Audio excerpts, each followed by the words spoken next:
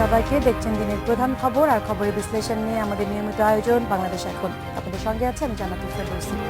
আজ আলোচনার জন্য স্টুডিওতে আছেন বিএফইউজের সভাপতি মঞ্জুরুল হাসান বুলবুল, এছাড়াও আছেন বিএফইউজের মহাসচিব এম এ আজিজ। স্বাগত আপনাদের দুজনকে।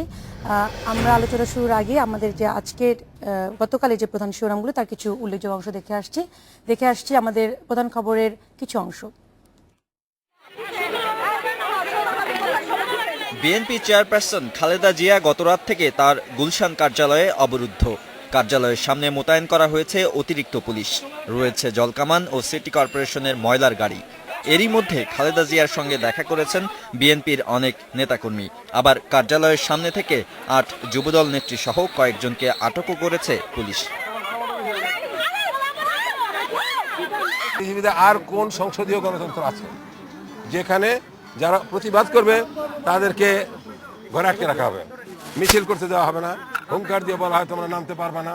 আগামীকাল যে কর্মসূচি আছে সেই কর্মসূচি তিনি পালন করবেন এবং এই ক্ষেত্রে কোনো ধরনের বাধা নিষেধাজ্ঞা তিনি মানবেন না, তিনি আন্দোলন চালিয়ে যাবেন। বিএনপি চেয়ারপারসন খালেদা জিয়াকে অবরুদ্ধ করে রাখা হয়নি বলে জানিয়েছেন প্রধানমন্ত্রী শেখ হাসিনা। খালেদা জিয়া নিজেই সরকারের কাছে নিরাপত্তা চেয়েছেন বলেও জানিয়েছেন তিনি। গণভবনে ছাত্রলীগের সঙ্গে মতবিনিময় অনুষ্ঠানে তিনি একথা জানান।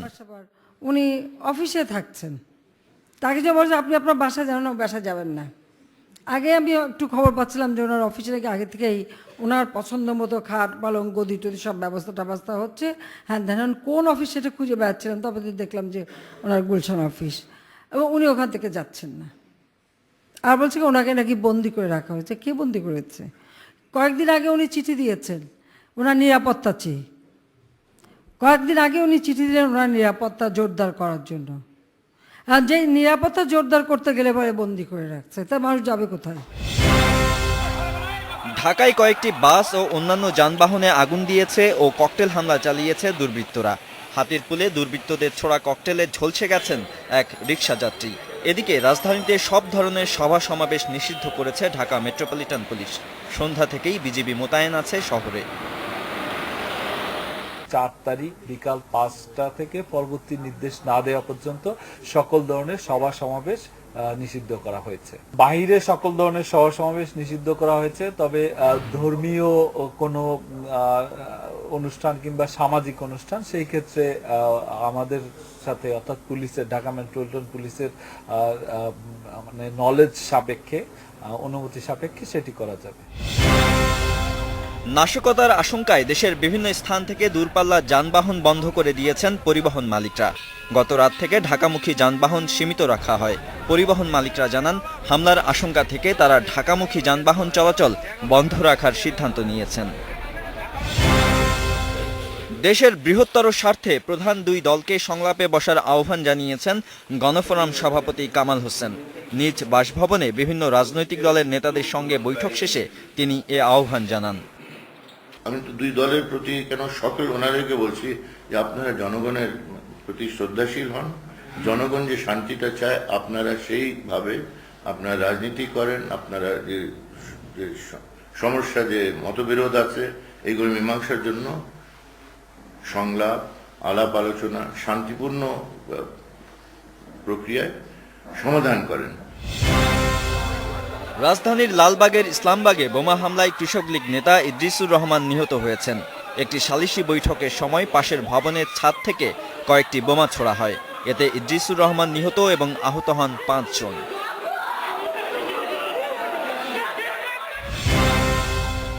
2015 বিশ্বকাপের জন্য মাশরাফি বিন মুর্তজার নেতৃত্বে 15 সদস্যের চূড়ান্ত দল ঘোষণা করেছে বাংলাদেশ ক্রিকেট বোর্ড।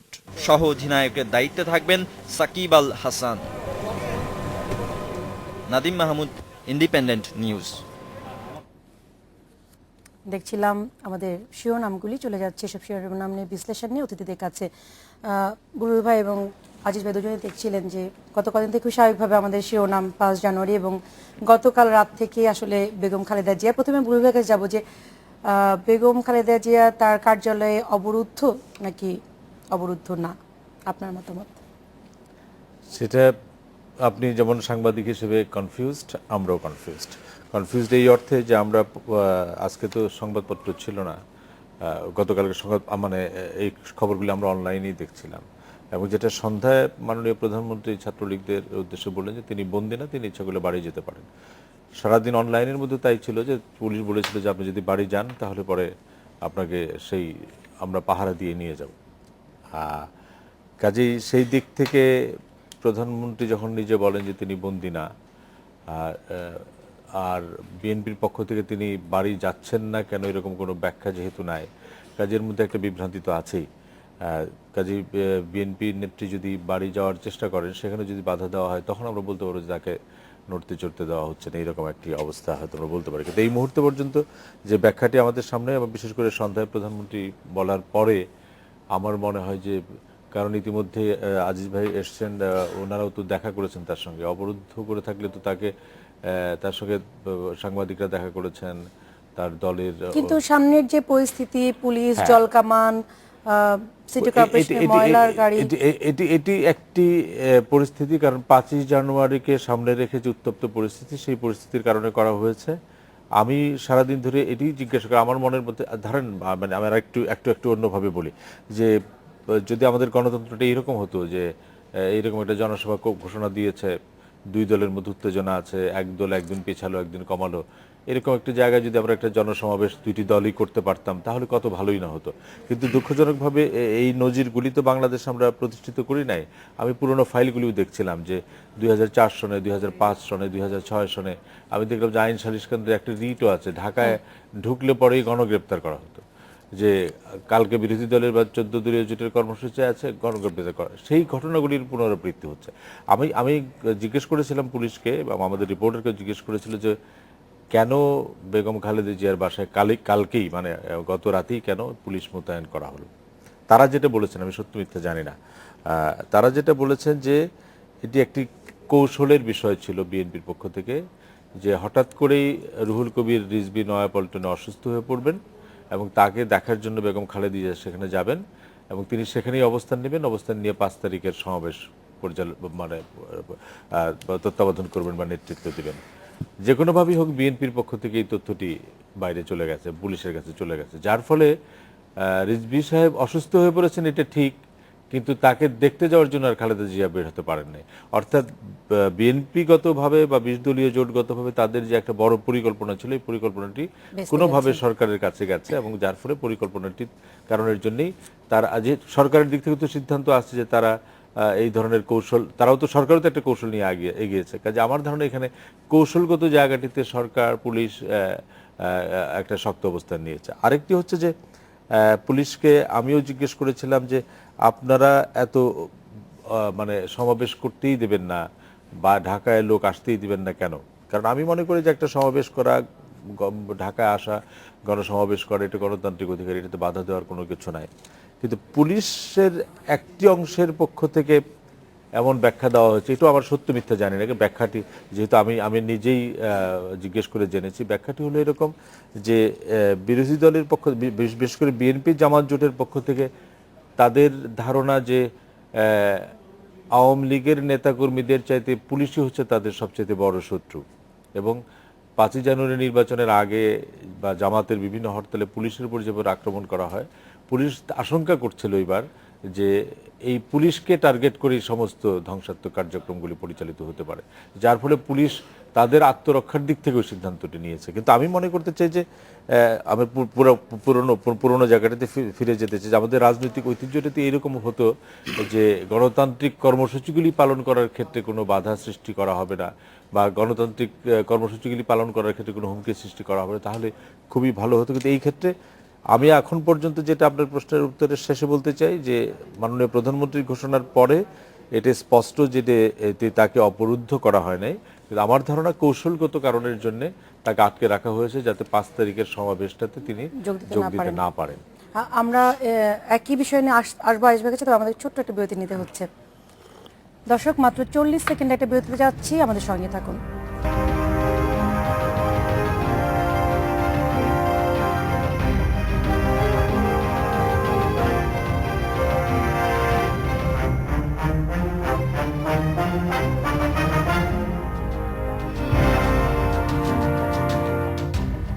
দেখছেন বাংলাদেশ এখন, আবার চলে যাচ্ছে আলোচনায়। আজিজ ভাই একই প্রশ্ন আপনি একই প্রশ্ন না, বুলবুল ভাইয়ের কথার শুদ্ধ আসলে বলতে চাচ্ছি যে পুলিশের তথ্য মতে বা বুলবুল ভাইয়ের অবস্থান থেকে তার প্রধানমন্ত্রীর যে বক্তব্য তাতে তিনি আসলে অবরুদ্ধ নন, তাকে নিরাপত্তা দেওয়া হয়েছে, কিংবা তাদের কৌশলের যে ভেসে যাওয়ার কথাটি বুলবুল ভাই বললেন, আপনি কি বলবেন? আপনার সাথে দেখাও করেছেন। হ্যাঁ, বিষয়টা হচ্ছে আমি নিজে আজকে বিএনপি অফিসে আমাদের সাংবাদিকদের একটা টিম যায়, সেখানে আমিও ছিলাম। তা আমরা 2টার দিকে অফিসে যাই, আমাদের বিএনপির চিফ বেগম জিয়ার সাথে আমাদের 4টার দিকে দেখা। তো এখানে যে কথাটি বুলবুল ভাই বলেছেন, হয়তো বুলবুল ভাইয়ের মতো করে বলেছেন, কারণ আমি তো ওখানে নিজে গিয়েছি, আমি স্বচক্ষে দেখেছি।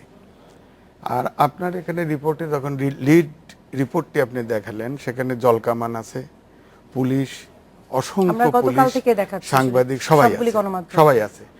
এই বিএনপি অফিসের সামনের যে পরিস্থিতি, এই পরিস্থিতিটি কিন্তু স্বাভাবিক পরিস্থিতি মনে হয় না। এটার অর্থই হচ্ছে সামথিং ইজ রং, এবং সেটাই হচ্ছে অবরুদ্ধের জন্য এত অসংখ্য অগণিত পুলিশ ওখানে রাখা হয়েছে। আমরা যখন যাই, আমাদের সাথে 16 জনের একটা টিম ছিল, সেখানে আমাদেরকে 16 জনকে ঢুকতে দেওয়া হয়নি, সেখানে 8 জনকে আমাদের ঢুকতে দেওয়া হয়েছে, এবং আমরা বেগম জিয়ার সাথে কথা বলেছি। এরপরে আপনার ওখানে সামনে সকল ইলেকট্রনিক মিডিয়া, প্রিন্ট মিডিয়ার সাংবাদিকরা বিএনপি অফিসের সামনে সবাই উপস্থিত ছিল। আগে আপনি দেখেছেন যে প্রত্যেক দিনই সকল ইলেকট্রনিক মিডিয়া এবং পত্রিকার সাংবাদিক ইচ্ছা করলেই বিএনপি অফিসের ভিতরে যেতে পারেন, এবং অ্যাপয়েন্টমেন্ট নিয়ে হয়তো সময়ের হেরফের হতে পারে, কিন্তু সব সাংবাদিকই কিন্তু দেখা করতে পারেন। কিন্তু আজকে কি হচ্ছে, কোনো সাংবাদিককে ভিতরে যেতে দেওয়া হচ্ছে না। 2, 3 হলো গত রাত্রেই আপনার ময়লার গাড়ি, যেটা ওখানে গিয়ে শুনলাম বেগম জিয়াই বললেন যে ওনার অফিসের সামনে একটা ময়লার গাড়িকে আড়াআড়ি করে রেখে দেওয়া হয়, এবং আমরা আজকে গিয়ে দেখলাম যে জলকামানের গাড়ি আড়াআড়ি করে রেখে দেওয়া হয়েছে। আপনারা এত দেরিতে, এটা আমার একেবারে ব্যক্তিগত একটি জায়গা থেকে বলছি, আপনারা এত দেরিতে সেখানে গেলেন? আমরা গণমাধ্যম গতকাল রাত 11:30 থেকে সেখানে কিন্তু পাহারা দিচ্ছে, সেখানে আমরা আছি, আপনারা কেন এত দেরিতে সেখানে পৌঁছলেন? সেটা আমি বলছি। দ্বিতীয়ত, এই জলকামান আড়াআড়ি করে রাখা হয়েছে, যে অর্থাৎ বিএনপি অফিসের পরিস্থিতি বলে, এবং সাংবাদিকরা, আপনিও একটু আগে বলছিলেন যে কোনো সাংবাদিকই বিএনপি অফিসের ভিতরে যেতে দেওয়া হচ্ছে না, এটাই প্রমাণ করে না। আমি এমনটা বলিনি, আমাদের অনেক সাংবাদিক গেছেন ক্যামেরা ছাড়া ভিতরে গিয়ে।